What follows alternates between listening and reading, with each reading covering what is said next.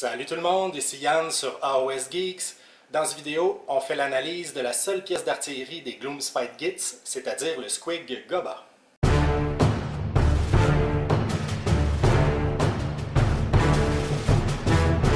Le Squig Goba, c'est une pièce qu'on voit pas souvent parce qu'elle est produite par Forge World, qui est une filiale de Games Workshop qui produit des figurines en résine qui sont compatibles avec AOS ou avec 40K.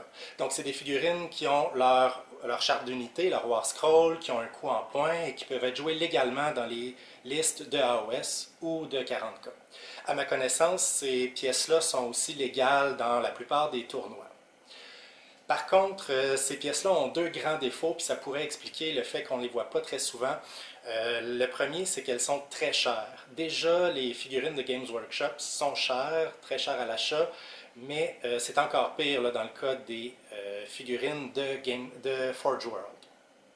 Le deuxième défaut, c'est qu'elles sont en résine. Donc, on est très loin de la qualité des moules et du plastique auquel nous a habitués le Games Workshop depuis quelques années. Le Squig Goba, c'est une pièce que je trouve hyper fluff à jouer. Comme vous pouvez voir sur l'image, c'est une figurine qui vient vraiment chercher le côté hilarant, loufoque des Gloomspite Gitz. Donc, on parle d'un squig de la grosseur d'un Mangler Squig qui crache des petits squigs enduits de bave sur ses adversaires. Sur la base, on a aussi trois grottes, donc un premier qui pique les fesses du Goba pour l'inciter à cracher les petits squigs. On a un deuxième grotte qui transporte un petit squig comme pour le mettre dans la bouche du Goba, donc pour recharger le Goba. Et on a un troisième grotte qui est en train de peindre un squig. Donc on est vraiment dans l'absurdité, le ridicule, le côté complètement loufoque des Gloomspite Gitz, et j'adore ça. On est rendu à l'analyse de la charte d'unité du Squig Goba. Son mouvement est de 4 pouces, ce qui est particulièrement lent. Par contre, comme c'est une pièce d'artillerie, puis que la portée de son tir est de 30 pouces, ce qui est excellent, on va pouvoir lui pardonner son mouvement limité. Ce que ça nous dit par contre, c'est que c'est une pièce qu'on va probablement laisser dans notre zone de déploiement, idéalement près d'un objectif pour aider à le tenir. Ça va être très difficile de le déplacer efficacement pendant la partie. Le Goba a 8 wounds et une sauvegarde à 5+, ce qui n'est pas très résistant. Toute unité qui se respecte va pouvoir le liquider en une ou deux phases de corps à corps. Ce n'est pas une pièce qui est faite pour être amenée au combat.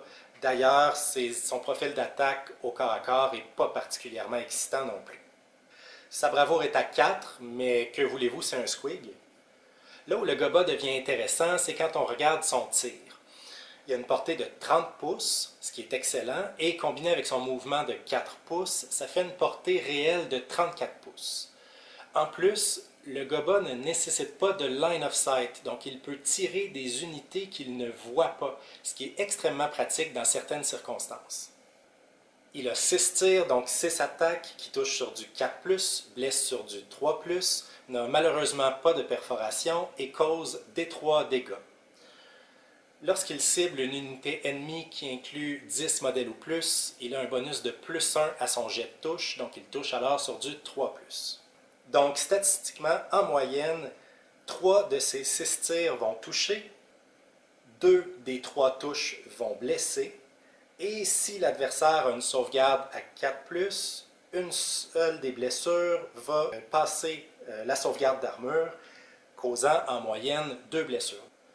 Donc, contre un adversaire qui a une sauvegarde à 4+, le Goba va causer en moyenne 2 dégâts. Donc sur 5 phases de tir au cours de la partie, on peut espérer en moyenne un total de 10 blessures par les tirs du squig. C'est somme toute limité. Comme le Goba a un bonus de +1 à ses jets de touche contre les unités adverses qui incluent 10 modèles ou plus, sa moyenne de dégâts va passer de 2 à 2,67 contre une unité qui a une sauvegarde à 4+, ce qui est tout de même significatif. Malheureusement, les unités adverses qui comptent 10 modèles ou plus ne sont pas toujours celles qu'on souhaite cibler en priorité avec nos tirs. Il faut ajouter que le Goba a 33% de probabilité de ne faire aucun dégât contre un adversaire qui a une sauvegarde à 4+, et 22% de probabilité de ne faire aucun dégât contre un adversaire qui a une sauvegarde à 4+, et qui compte 10 modèles ou plus. Donc, en tir normal, le GOBA va une fois sur 3 ne faire aucun dégât et contre une unité qui compte 10 modèles ou plus, va une fois sur 5 ne faire aucun dégât. Faisons l'exercice de ramener le nombre de dégâts moyens du GOBA sur un ratio par tranche de 100 points, de manière à pouvoir le comparer avec d'autres unités d'artillerie ou de tir du jeu. Donc le GOBA vaut 160 points et cause en moyenne 2 dégâts, ce qui fait un ratio de 1,25 dégâts par tranche de 100 points. Considérant que le GOBA cause 2,67 dégâts en moyenne contre une unité adverse qui compte 10 modèles ou plus, son ratio de dégâts par tranche de 100 points passe à 1,67. Donc comparons le GOBA à d'autres unités d'artillerie.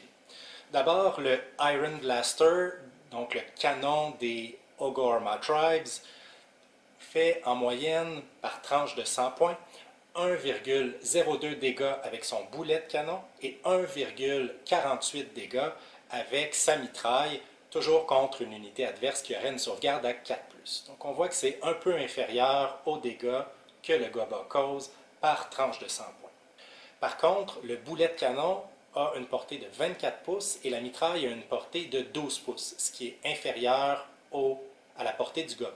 Donc on voit que toute proportion gardée, le Squig GOBA au tir cause davantage de dégâts que le Iron Blaster tout en ayant une meilleure portée. Si on regarde du côté des Sylvanettes, les Kurnoth Hunters équipés d'arc ont eux aussi une portée de 30 pouces et ils causent en moyenne 1,48 dégâts par tranche de 100 points contre un adversaire qui aurait une sauvegarde à 4+. Donc on voit que cette moyenne de dégâts se situe entre les deux moyennes de dégâts du Squig GOBA, soit sa moyenne régulière et sa moyenne contre une unité adverse qui aurait 10 modèles ou plus. J'ai comparé le Squig GOBA avec le Iron Blaster et avec les Kurnoth Hunters parce que les Ogorma Tribes et les Sylvanettes sont aussi deux factions que je joue.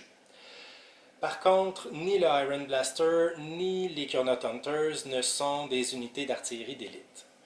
Si on compare le Squig GOBA avec les unités d'artillerie, donc les unités de tir d'élite de AOS, la comparaison est beaucoup moins favorable. Si on prend les Iron Drakes des Cities of Sigmar, ils font en moyenne 4,64 dégâts par tranche de 100 points contre une unité adverse qui aurait une sauvegarde à 4+. C'est beaucoup plus de dégâts au tir que ce que peut faire le GOBA. Par contre, ça vient avec certaines contraintes. Leur portée est de seulement 16 pouces. Pour pouvoir avoir ces statistiques-là, ils ne doivent pas avoir bougé au cours de la dernière phase de mouvement, sans quoi ils ont certaines pénalités au tir, et ils ne doivent pas avoir d'ennemis à moins de 3 pouces d'eux. Si on prend les salamandres des Séraphons, elles font en moyenne au tir 4,5 dégâts par tranche de 100 points, toujours contre un adversaire qui aurait une sauvegarde à 4+. Par contre, leur portée est de seulement 12 pouces. Finalement, si on prend les Jedi des Skaven, qui ont eux aussi une portée de 30 pouces, ils causent au tir en moyenne 2,3 dégâts par tranche de 100 points contre un adversaire qui aurait une sauvegarde à 4+, à condition de ne pas avoir bougé lors de la dernière phase de mouvement. On constate donc qu'en termes de dégâts, le Squig GOBA ne se compare pas favorablement aux meilleures unités de tir du jeu. Par contre, sa portée de tir de 30 pouces, 34 avec son mouvement, et le fait qu'il puisse cibler des unités qu'il ne voit pas, lui donne une versatilité et un avantage sur plusieurs des autres unités d'artillerie. Si on revient à la charte d'unité du GOBA et qu'on regarde son profil d'attaque en mêlée, la première représente les attaques des grottes qui l'accompagnent, donc c'est complètement anecdotique. On parle de 3 attaques qui touchent sur du 5, blessent sur du 5, n'ont pas de perforation et font 1 de dégâts. Les attaques du Squig lui-même, par contre, sont plus intéressantes. On a 3 attaques qui touchent sur du 3, blessent sur du 3, ont 2 de perforation et causent d3 dommages. Donc, avec sa gueule, le GOBA va causer en moyenne 2,22 dégâts contre un adversaire qui aurait une sauvegarde de 4+. C'est rien d'exceptionnel, mais pour une pièce d'artillerie, c'est correct. Même si le GOBA a des mots-clés comme Destruction, Moonclan et Squig, ça ne lui permet pas, à ma connaissance, de profiter de synergies avec la faction Gloomspite Gitz qui pourrait lui être utile. Par exemple, le sort Squiggler, tout comme l'effet de la Bad Moon, donc de la lune, sur les squigs, leur permettent de charger même s'ils ont couru le même tour. Comme on voudra pratiquement jamais charger avec le GOBA, c'est plutôt inutile. Si vous connaissez des synergies dont peut profiter le GOBA et auxquelles je n'ai pas pensé, écrivez-les-moi dans les commentaires, je vais être très intéressé à vous lire. En conclusion, on joue le Squig GOBA parce qu'on aime la figurine, parce qu'on aime l'idée de cracher des squigs baveux sur notre adversaire, et pour les occasionnels jets chanceux. Par exemple, si on vise une unité adverse qui compte 10 modèles ou plus et qui a une sauvegarde d'armure à 6+, on a 7% de probabilité de causer 9 dégâts ou plus. Alors voilà, j'espère que vous avez apprécié cette analyse du Squig GOBA. Laissez-moi savoir ce que vous en avez pensé dans les commentaires. Et sur ce, bon wargaming!